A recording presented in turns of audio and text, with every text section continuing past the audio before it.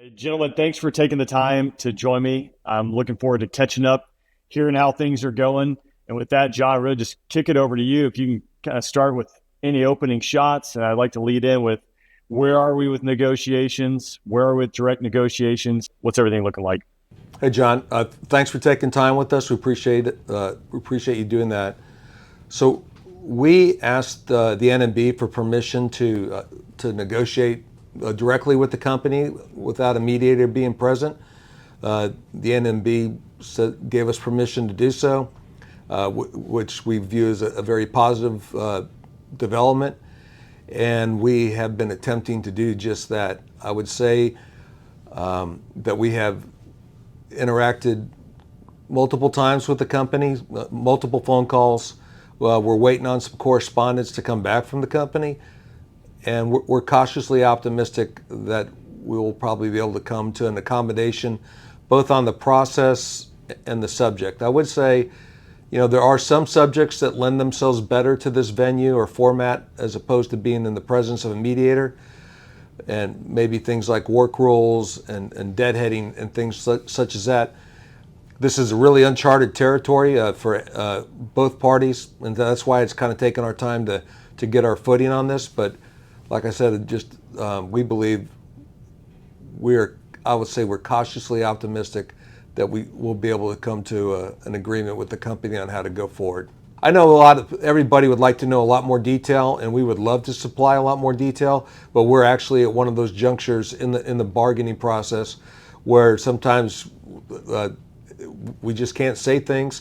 And we knew last week when we put out that update, which wasn't going to say very much, that it was better than not saying anything at all. We're not trying to be Seinfeld and having a show about nothing, but at this point, and especially last weekend where we were, that was the level of what we could talk about regarding the direct negotiations. We hope to have something more for you very soon. Okay, spinning off that, I got to ask the question. This might fall in the category where you can't dive into it, but just flat out, we've obviously reached out to the company requesting to negotiate. Has there been any response from them, or where is that back and forth, if you can go into that detail? We've had multiple phone calls with the company, and we're awaiting some correspondence to come back from the company right now. Okay. With that, I want to jump to a release from the company negotiating team that showed up recently, I think this past week. Can you dive into what your thoughts are there? What do you think? What do we need to know about it, et cetera? Right, so you're referencing what showed up on pfc.com from the company negotiating committee. John, I would say the best way for our committee to respond to this, because we are the negotiating committee, and what we're trying to do is eventually get a deal with our counterparts, is they're certainly entitled to their opinion and their viewpoint. We don't share their viewpoint on a lot of things, but it's not productive for us to go into a counterpoint about what they put out. I think what's important for the pilots to know is like that company's their communication completely bypassed 4A2C, like it's not even happening. And so that's their opinion of what's gone on. We have some fundamental differences, like on costing, whether it's how many items were open or how many pilots were carrying on the seniority list right now. We've got some differences, but what we're interested in doing is for our committee is to move this process forward. Every pilot can read the company's correspondence that's on PFC, and they can arrive at their own conclusions. But for our committee, we're just going to keep going forward. I hope that helps. Yeah, fair enough. I think it lends into kind of my next thought or question would be the impact this has taken on the pilots. I don't think I'm alone in saying this, that the fund left the building quite a long time ago. This has been drug out. We're with 4A2C. We hear things like we're overmanned, yet it appears there are manning issues when they're drafting. I would like to dig into that, get your guys' perspective when it comes to the toll this is taking on the pilots, how long this process is taking, why we're polling, all these different aspects that go into the current state of affairs and where we are. So I'll just open it up, and I'll turn it over to Alan and Tom. It's almost at the end of August of 25. We're 2 years past the ratification, and we're 4 years past when they opened bargaining.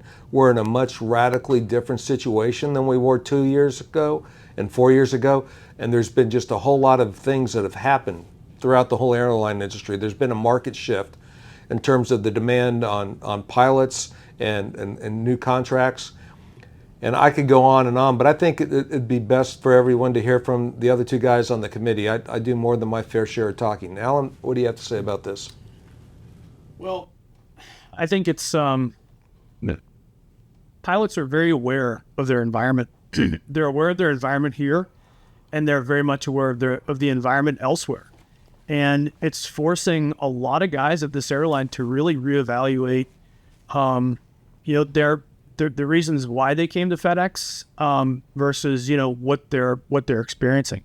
So if guys continue to hear that we're overstaffed and there's poor economic conditions that are hurting the company, they're also seeing that the company's financials are very, very good.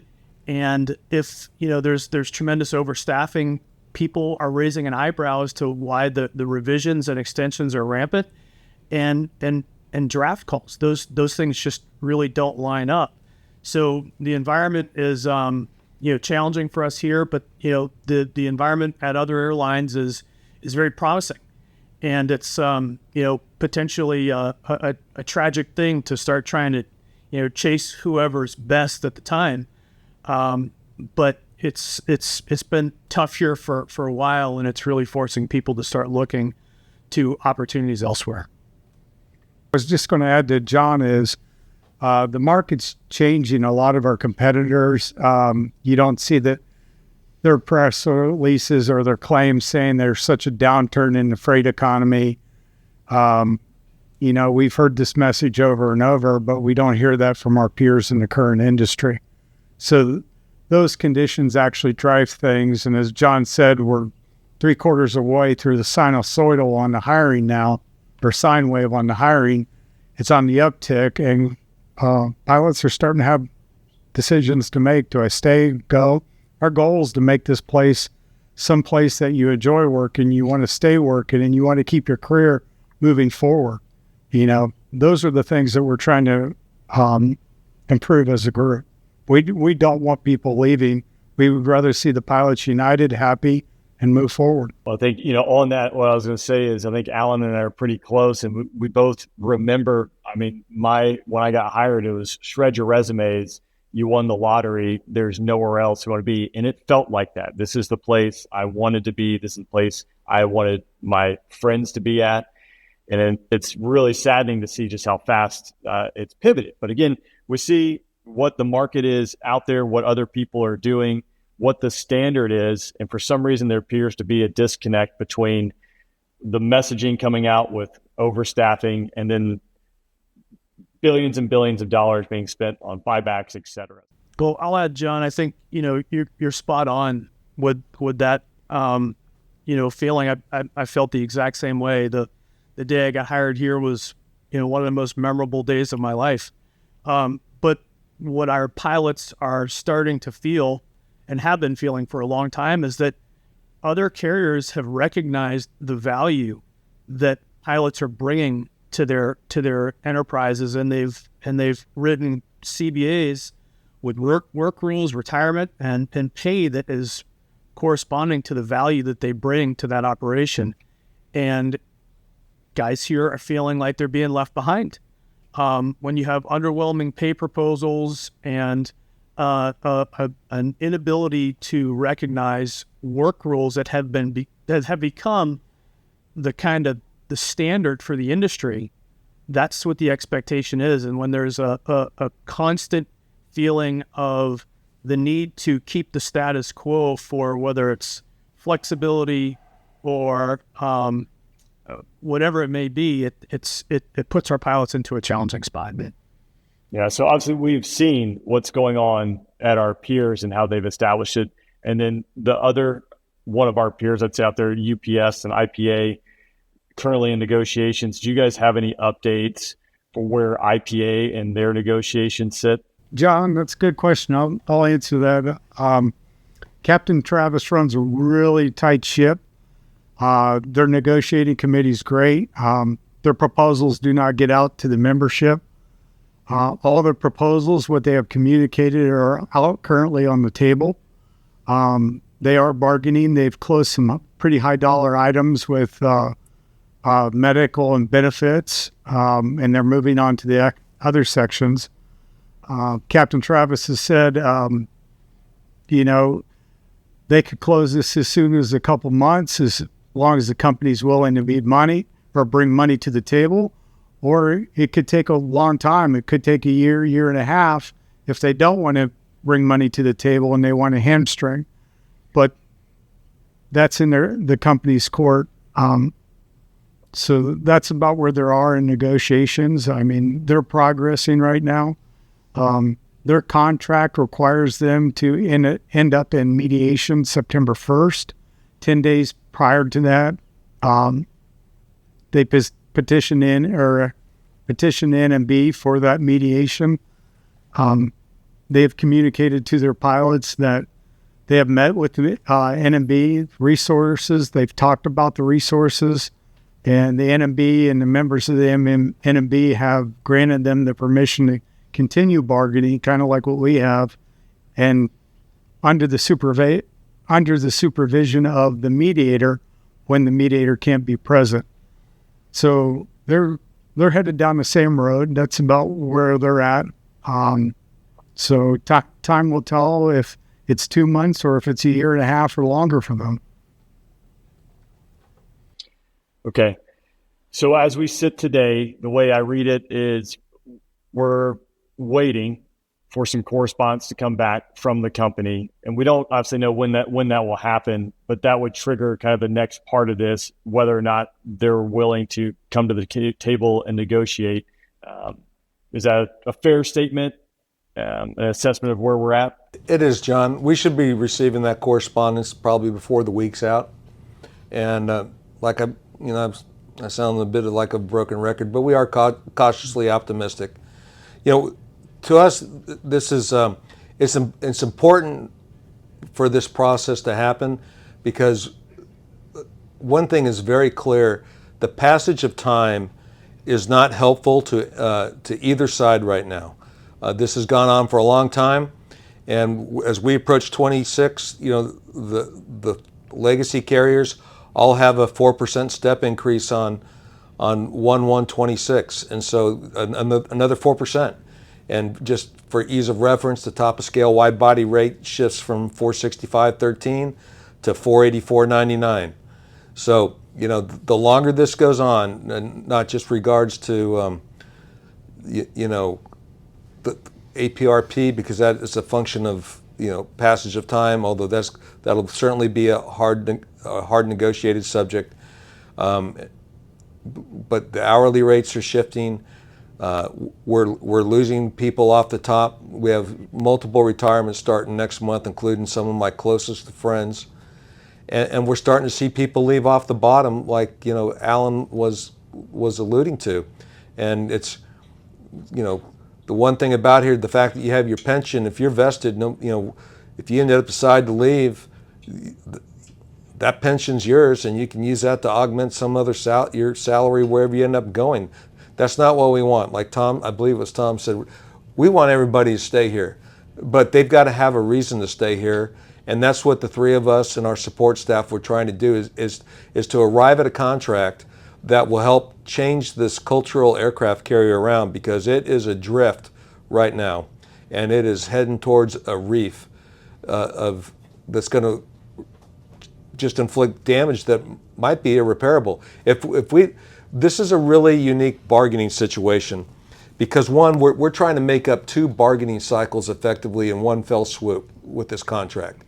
And if we don't get it fixed now, whether it's in pay and get in line with everybody else on retirement, and to the extent that we can on work rules, then we're going to drift down and become a lower tier cargo carrier that's going to become a revolving door. People come here just to punch their resume to go on to someplace else. And that's a far cry from where FedEx used to be.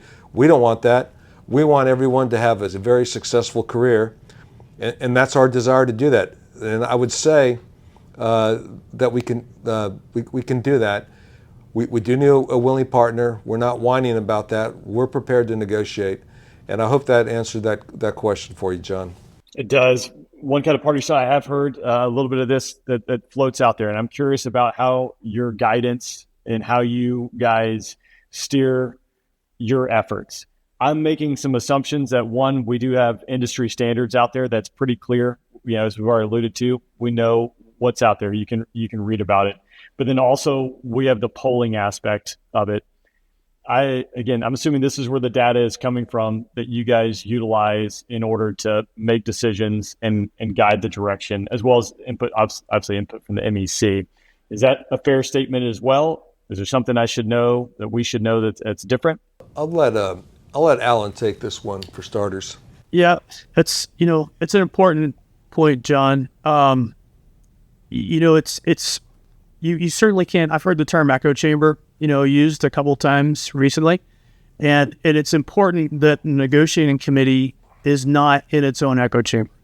Our committee is pretty diverse when you look at between the three of us and our two guys that are on our support team. Each one of us individually represents every single fleet in the entire company, from the 777 all the way down to the 75, and we represent almost all of the seniority blocks and ranks from the very top with John to the bottom side of the scale with myself. So that's an important aspect, because you're getting input from somebody that is representing everybody, whether it's fleet or seniority blocks. The other thing that's important is, we also have to take the good with the bad. When we go out and do hub turns, or whether it's a pub event or domicile meetings or whatever they may be, we hear the good and the bad. And we have to be willing and able to digest and take that with us back to the table and use that information. So along with the pubs and the hub turns and the domicile meetings, the surveys and the polling data are really, really important to us. We continue to poll to make sure that we're still on the right track, but that's not the only place we get our information. The DART categories, we still, get a lot of darts, and we appreciate that, and we want to continue to get those darts.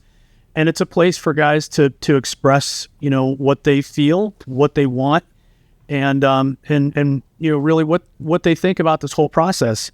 And John had mentioned earlier the impact of long, protracted union negotiations, and we see that come through a lot in the DART. So it is. I'll kind of close my side with just stating the fact that it is our idea to fast track this to the end.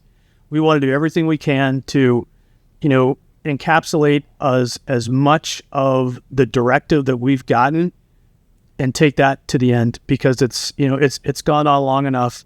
But at the same time, we're very well aware of where those things have to end. We are more than willing to compromise with the company.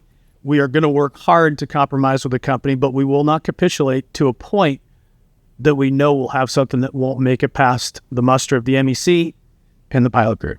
Yeah, I was like, as we wrap up here, what am I not asking? What else do you guys need or would like to address to the crew force and everyone else out there?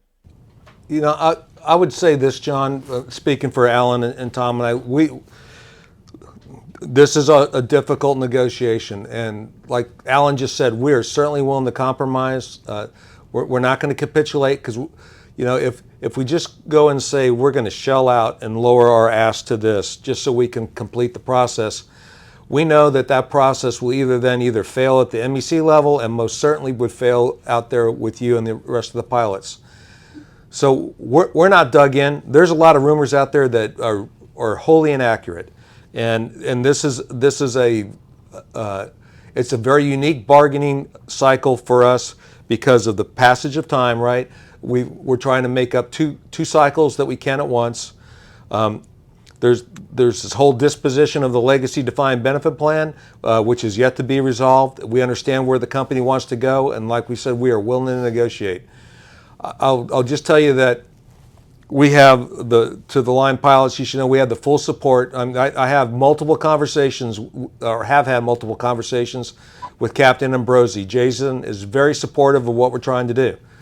He understands what's at stake here, because if we don't do our part to bring up the industry, it's going to create a drag on every other carrier in ALPA.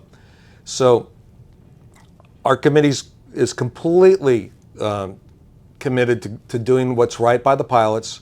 We're not obstructionist. We're not seeking to drive this thing off the cliff at all.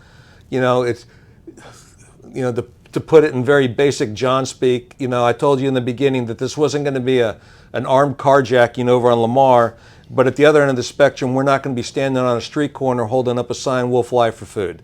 All right? We used to be a highly respected carrier. We've fallen way off of that. We're just trying to get back up there. And in the end, we might have one area that leads in the industry. We might or we might not, but we're going to be all in the general, in the scatter shot of what's going on out there. We understand that it's really difficult on you. We totally understand that. And we are wanting to rectify that. The uncertainty by getting this to a close is absolutely as soon as we can.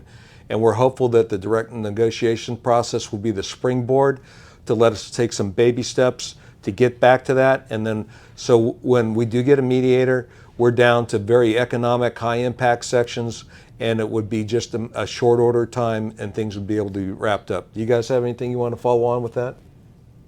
No. I didn't think you would.